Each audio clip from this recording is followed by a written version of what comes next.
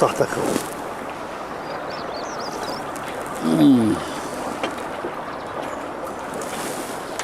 شو أخذك على دبي؟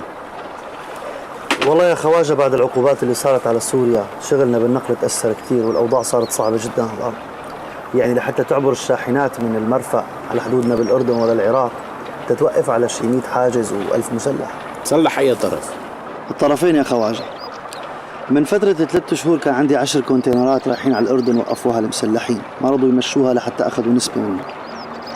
ما صدقنا مرقت القصة ردوا وقفوها الأمن، كمان ما مشوها لحتى أخذوا نسبة منه. يعني بالنهاية بدك تدفع للطرفين ويمكن البضاعة ما تنفع. تارك هيك سوق وطالع تدور تعمل شغل بدبي؟ سوق؟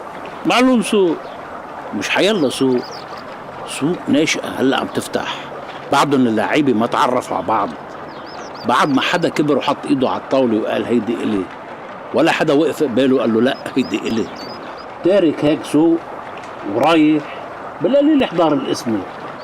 هلا عم بيدفعوك لتمرق، بكره بيدفعوا لك لتمرق له. عفوا خواجة، مرق لهم شو بالضبط؟ عم تسألني إلي؟ اسألهم إلهم، هن بيقولوا لك. وإذا قدرت توفر لهم إياه بيصيروا بدل ما ياخدوا حصة من بضاعتك هن يعطوك حصة من بضاعة غيرك. المشكلة إنه في كتير أطراف. في كتير أطراف يعني في كتير شراية، في كتير زباين. زعلان؟ أنا معك، بس أنا كيف بدي أصلهم؟ ضروري تتعب.